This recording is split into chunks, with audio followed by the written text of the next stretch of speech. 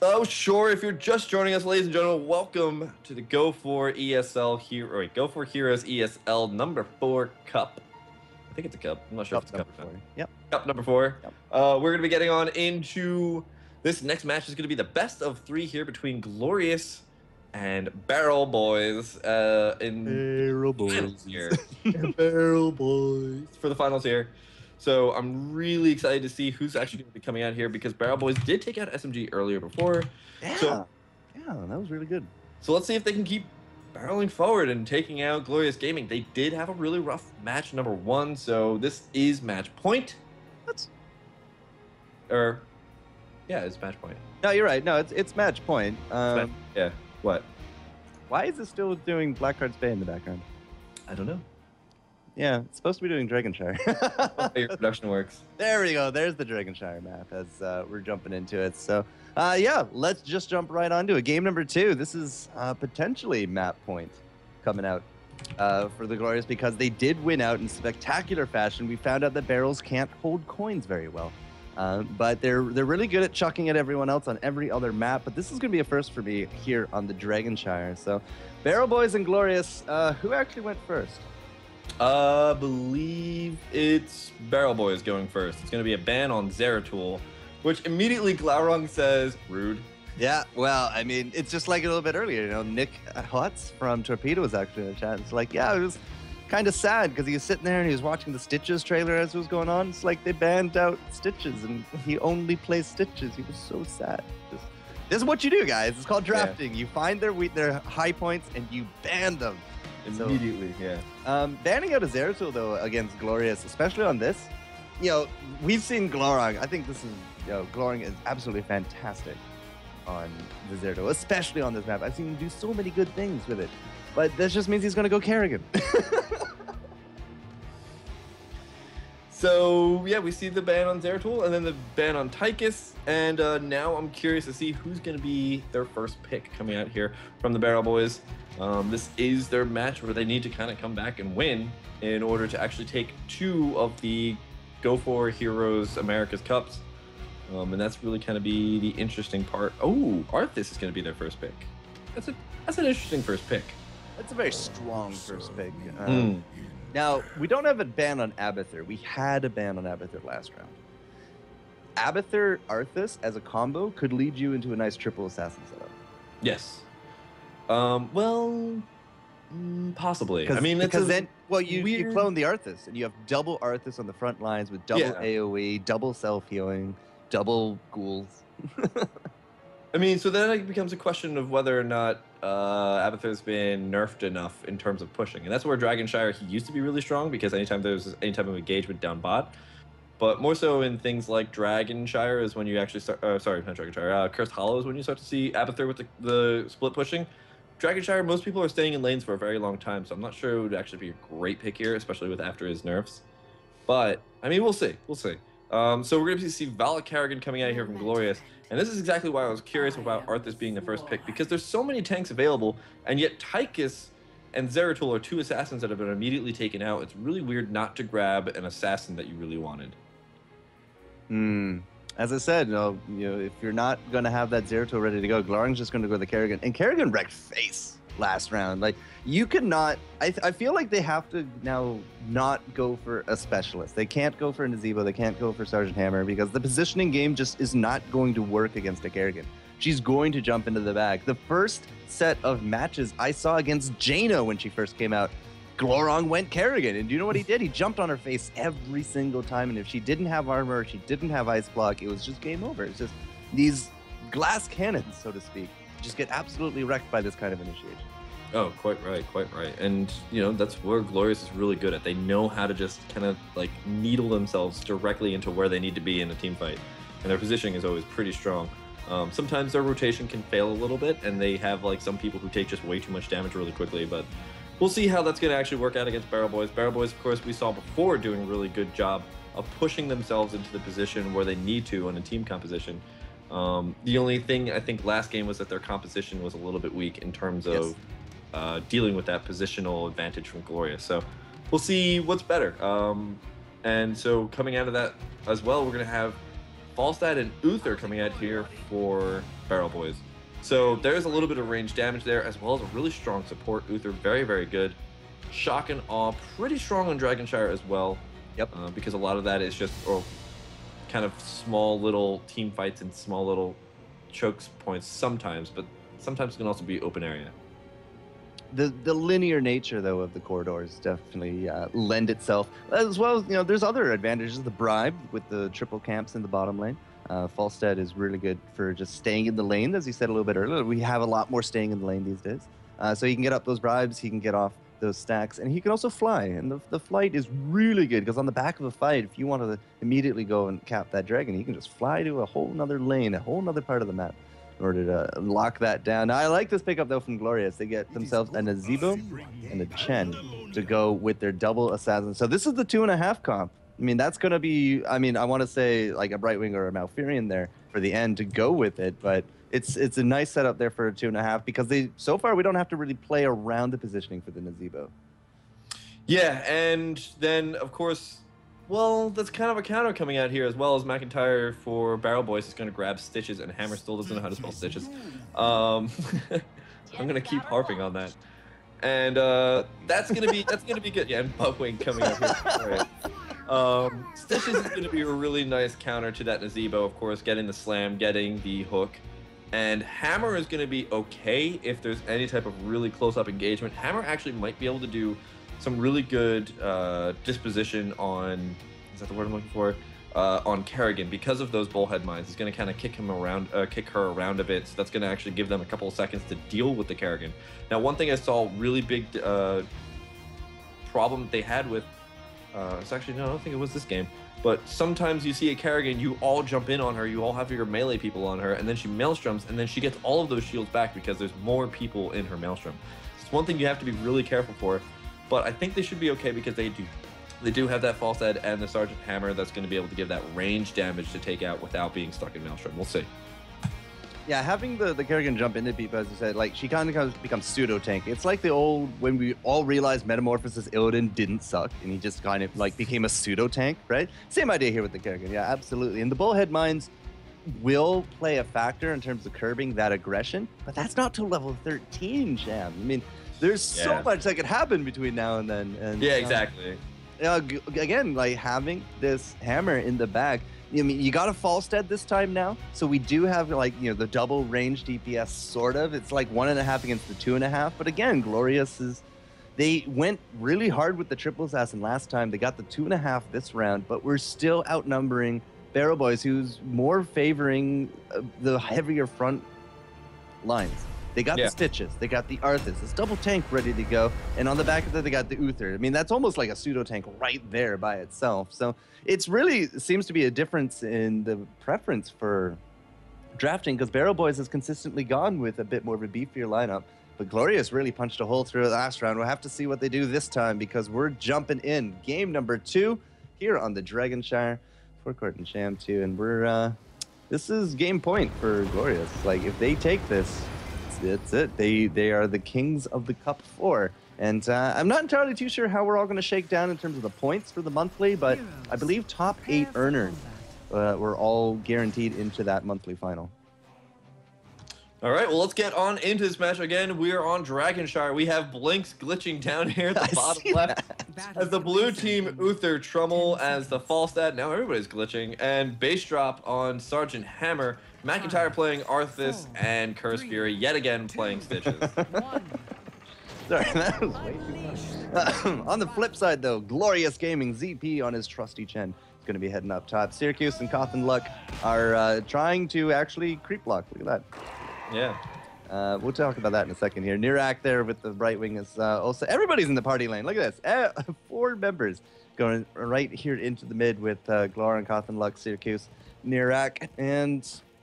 creep blocking. It will give you the first wave advantage, but past that, what? Oh, we've seen this before from Glorious. They creep block, they're all in the mid, they're going to clean up, then they're going to ram right down to the bottom lane, and they're going to roam as 4. Maybe. Yeah. Yeah, that looks exactly like they're gonna do. Seen this and can Glaurung get the knives? He does, and the zombie wall does go down, but it's actually not enough to actually block out base drop. A little bit of a mistake there, I'd have to say, but very nice creep blocking. I love seeing that kind of thing. I mean, if anybody goes mid and they're really kind of available for the no escape, I mean, you can also just get in on them because they're gonna have to go forward in order to get that experience. But looks like nothing really too crazy happens from either side. A little bit of an experience advantage, actually, somehow for Glorious, though. So what happens here is that they use their wave clear to take out all the entire enemy wave, and then they'll all just kind of converge like they're doing right here. They're looking for Trummel. Trummel's actually going to have to barrel roll away. He's going to fly out, so he's going to be all right. But Blink's very big trouble.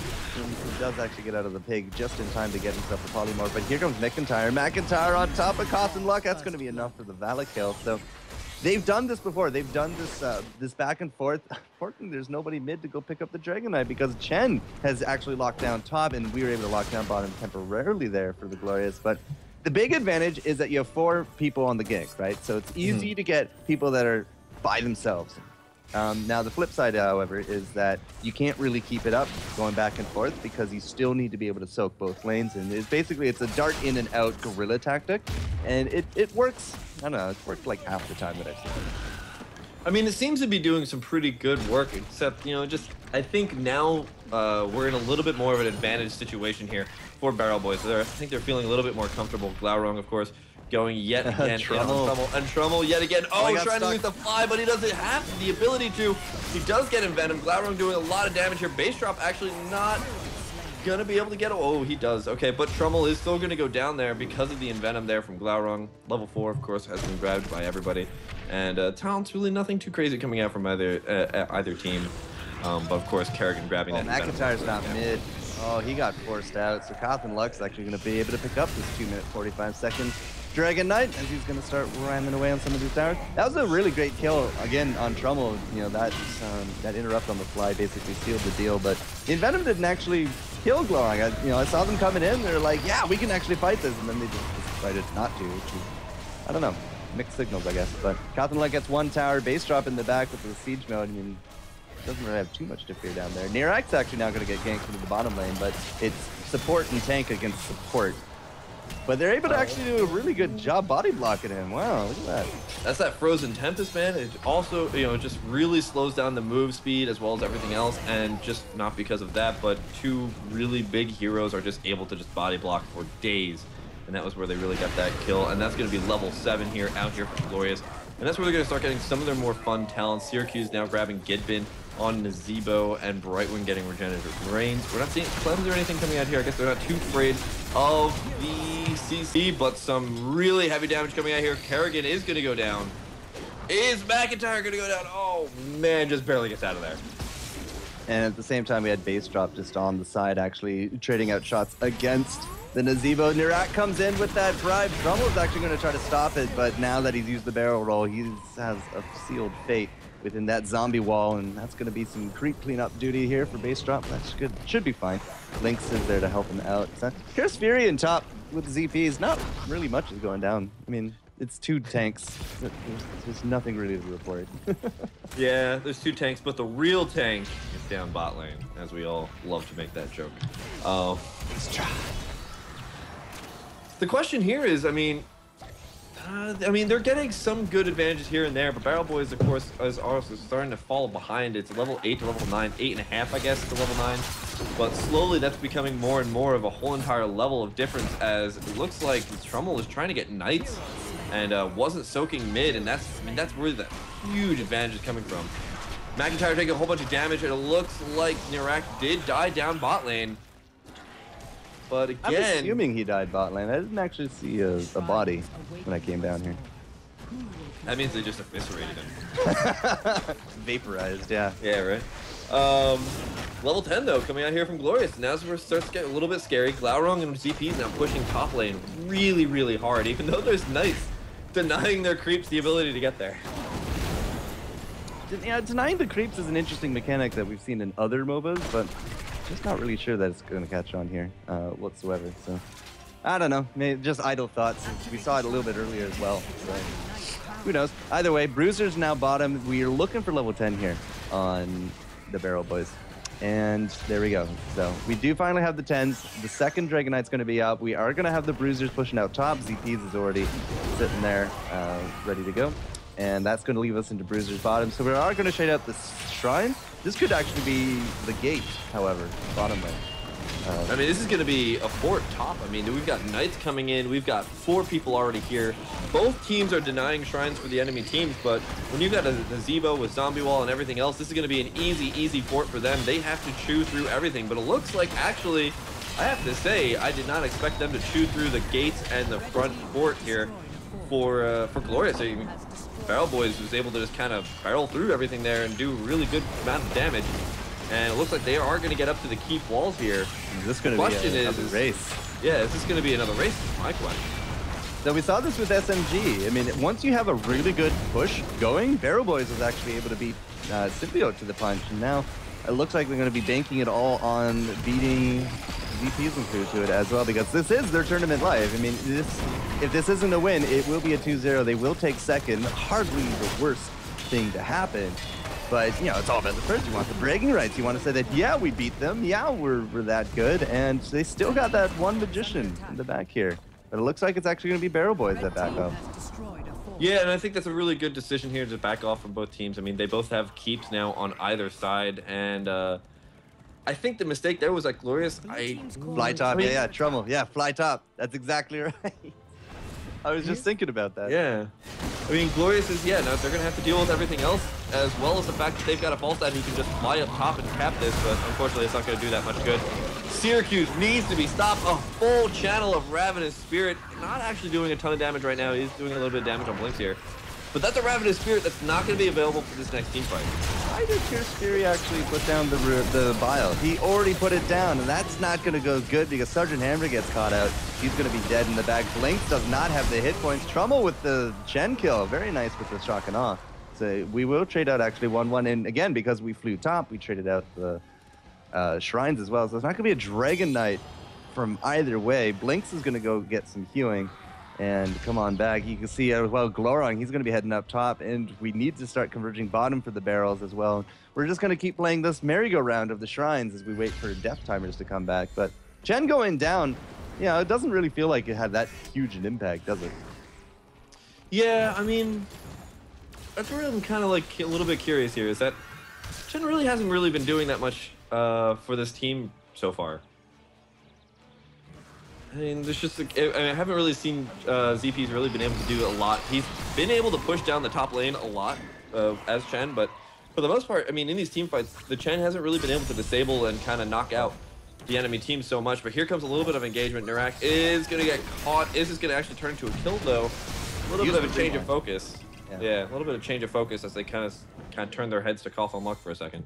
ZP and Gloron going to be in the bottom lane. They are going to get the double Shrine going their way, but we need to shove the Barrel Boys off, or at least, you know, create some pressure somewhere. ZP's is not willing to give up this bottom Shrine, though. He jumps right on in. Does he have the Panda Pals ready to go? Because he does. All right, it's good that he didn't. Glorong at the back, though, with those shields, is going to survive a little bit, but at the end of it all, he's going to be dead in the water. Look at the Ravenous length on that one. Face drop now in the front as well, but the regenerative, the putrid bile, it's not regenerative, twin. It did its work and was able to slow down the rest of the team. McIntyre in the front, though. Trummel gets caught out by the zombie wall. Base drop is getting off the pot shots, but he's all slowed, and now he's done. And this is the pressure that we needed from Glorious in order to take this next dragon. That was really thirsty there, coming out there from Barrel Boys. I mean, they had a pretty good advantage. They took out Kerrigan. They should have backed up. They should have just realized that that was going to be a good enough advantage for them to do as much as they want on the map. Unfortunately, they were forced by Glorious in a lot of ways to have to go get that shrine, so they needed to re-engage. But because they did that, they didn't have mana, they didn't have health, and Glorious was just able to regenerate themselves fast enough and turn that whole entire battle around. And that's where really kind of, even though they had a 5v4 advantage, Glorious was able to make a 4v5 turn into at least a number of kills on the enemy team. I think it was about 3. Yeah, it became a very bad situation for the Barrel Boys. 6 kills to 7. You know, even after that, like, more one-sided match, it's still very close on the kills. A lot of relentlesses, a lot of rewinds. We got a sprint in there from the Nazebo as well. Gidbin coming up for him. He's mentioned that a little bit earlier. Oh, the hook not able to quite land anyone here, but mid's now been cleaned up. Cotton Luck's still in here for another 17 seconds, and he's very healthy with it as well. Every time he punts someone away, that just leaves more space here for his team to take out this fort, and it is now dead in the water, Mr. Sham. Yeah. 17-15. We have a really tough challenge here for the Barrel Boys because they don't have that 16 talent here. One thing I also want to really kind of point out here is notice where Glorious has been sitting the entire game ever since the Barrel Boys grabbed that keep. They've been sitting bot lane, and why is that? Because they're letting their top lane push, and while that top lane's pushing, the Barrel Boys' entire advantage of getting that keep earlier before is being completely diminished because Glorious is sitting in the lane that they grabbed. Glorious is playing this so incredibly smart, you know, they're making sure that that lane that could be an advantage for the Barrel Boys is not being an advantage at all.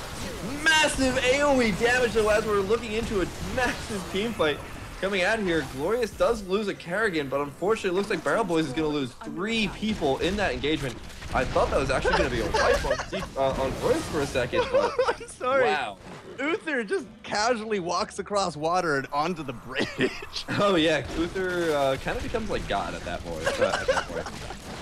All right. But did not expect to see wow, the regenerative reigns and everything else coming out here from Glorious Gaming was able to win that team fight. Holy cow, I thought that was going to be an instant wipe on Glorious, but they turned that around really quickly. Naraki using Emerald Wind just to get a little bit more, a couple more seconds here on the core. Can they actually finish this off? Curse Fury now back up, and yes they can. It looks like Glorious is going to take this series 2-0.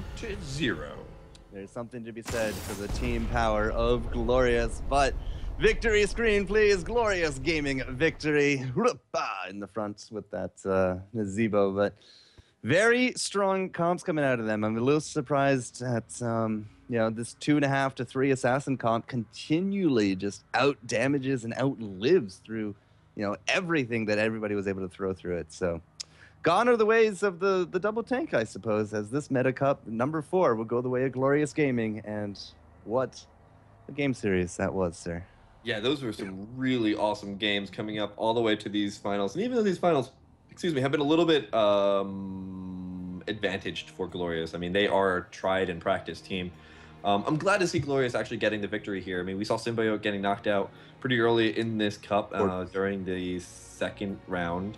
And then we saw, you know, EG went out in the first round, and then Torpedo got taken out as well, which is a pretty new team, but it has some pretty notable members on it. It does. So I'm pretty excited to see somebody like Glorious, who I don't think they've won too many things in first place, to be honest.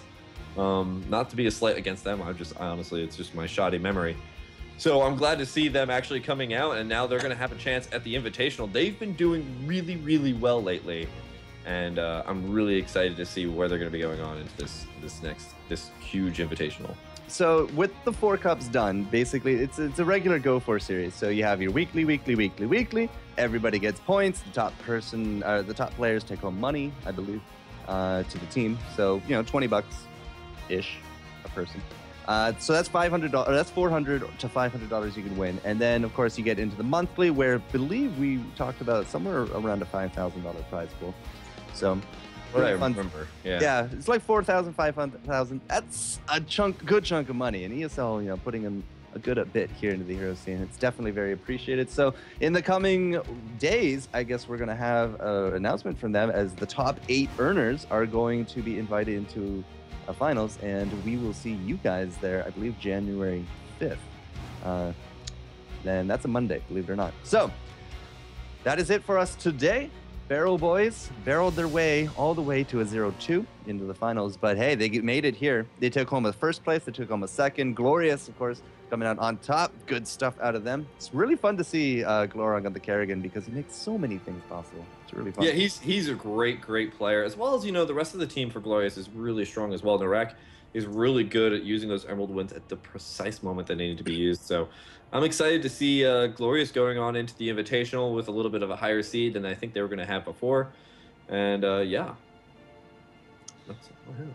All right, that means that we're done. So once again, congratulations to the teams. If you guys have liked what you see, what you hear, of course, hit the follow button. You can find all the VODs on YouTube. Where can people find you, Mr. Sham2, Mr. Host of Blizzard? You can follow me on Twitter, twitter.com/sham2, SCHAMTOO, and you can follow all the things I do out of that. That's my YouTube, my streaming, and everything else.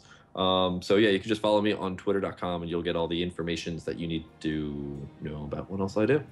Awesome. But Mr. FourCourtJester, you know, come on. We need some subscriptions here. We need some follows. We need everything you possibly can on this Twitch channel because he puts out such amazing production value. That victory screen was programmed and made by him. It faulted a little bit in the beginning of the day, but now it's primed and ready to go, and it's awesome stuff to see everything that he comes up with.